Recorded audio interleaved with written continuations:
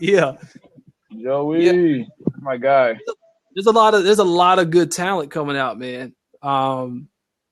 Hip hop is doing very well. Definitely things on the mainstream have changed a lot. I mean, they've been changing, but as far as, I mean, once again, going back to technology and all this stuff, the mainstream is no longer the only player. Like the playing field has definitely been leveled where independents can compete, and you're seeing a lot more independent artists growing their fan base and earning the income, and a lot of independent artists who are able to make more than mainstream artists because they don't have so many people's hands in their pockets. The music industry is shady, man. You got it. Like, for instance, being from KC, everyone knows about Tech Nine, and you would have never known it. Tech, Perfect example. Independent. Perfect example. Independent top 10 on the Forbes list, you would never know. But he's top 10 earner, independent, owns his own factory to print up all his money. Like, that's a smart dude. That's a smart guy. Yeah, I got mad respect for that, man. Like, he's got the game figured out. He's super paid. Those 360 deals are traps. All those things are traps. You know, you think you're getting somewhere, and then they trap you. You end up getting an advance. You can't pay it off. Your album doesn't do as well as they projected. You're in debt. It's not good. But it's a slave deal right there, man. It's like, hey, you want to be a slave? We'll make you look good. You'll be a good looking slave. You know, we'll put some nice videos and stuff like that. TLC, at the height of their career, I believe was only bringing home maybe $10,000 or $15,000 a piece at the height. Wow, a year, bro. Like that's not enough to live. That's not even gonna cover expenses. Like, that's so sad. And you know how much money they were making that. You just imagine how much money they was making that label, and they were could generating money. And they know they was screwing them so bad. It's like no compassion to, like, you know what? We need to renegotiate. You guys deserve way more than what we're giving y'all. You're proving yourself. You've been lucrative. You made this company so much business. Let's renegotiate. Nah, none of that. Sad. I mean, they trap these ignorant young artists into these contracts, and then they make them and they take what, 90% of their money.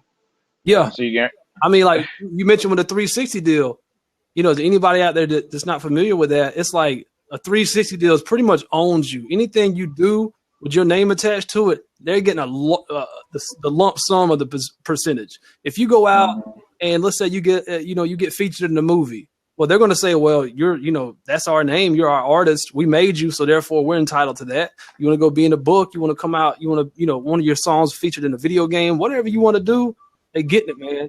They own all of it. They basically. It's crazy.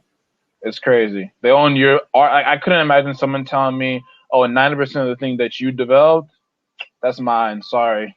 Yeah. You don't get credit for it. Now, are you familiar with Skee-Lo? Skee-Lo? Yeah. I wish I was a little bit taller. I wish I was a ball. I wish I had a girl who looked good. I would call her. Keep going.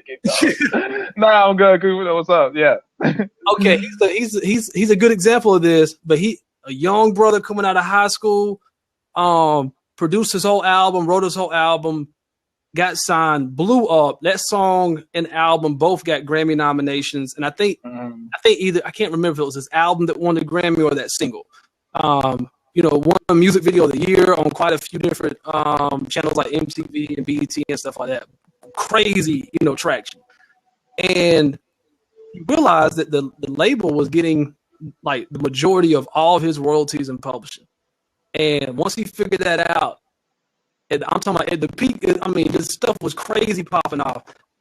He basically pulled out of his contract and made it null and void, said, I'm no longer fulfilling any type of obligations. I'm not doing any type of performances, nothing like that.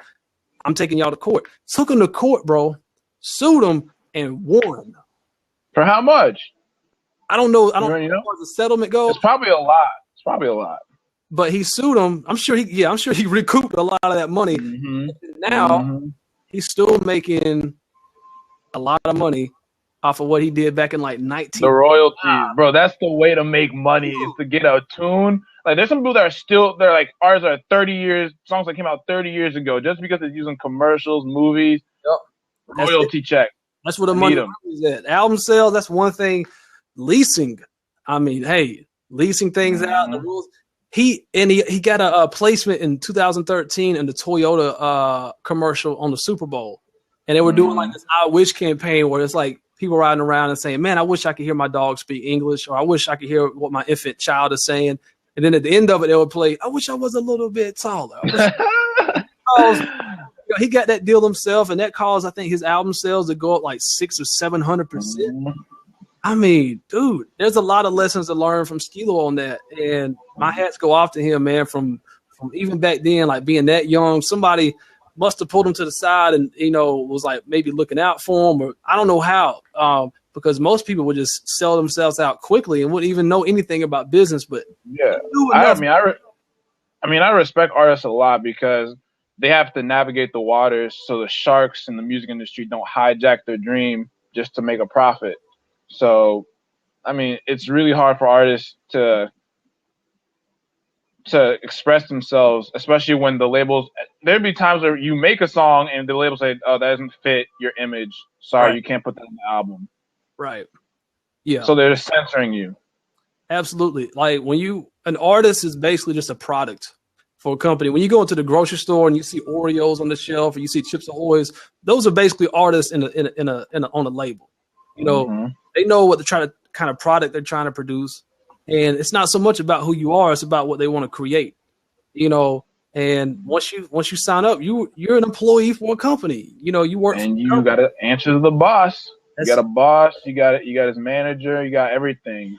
You just can't play the part, speak the language. Be how they exactly play the role. That's not freedom. That's not freedom at all. It's shackles. It's even worse because it shackles. You thought you were getting freedom, you actually getting trapped. But it is what it is. People will keep moving forward. So they'll use the fame and things of that nature to kind of entice people. But the thing is, everything that glitters ain't gold. And fame does not equate to money. Just like I said, TLC, bro, the second largest female group next to Spice Girls, and I mean, $15,000 a year a piece, man. That's nothing. That's nothing. Ridiculous, man. You can barely live on that in the United States. Kids probably working in high school with their first jobs could possibly make more. You know what I'm saying?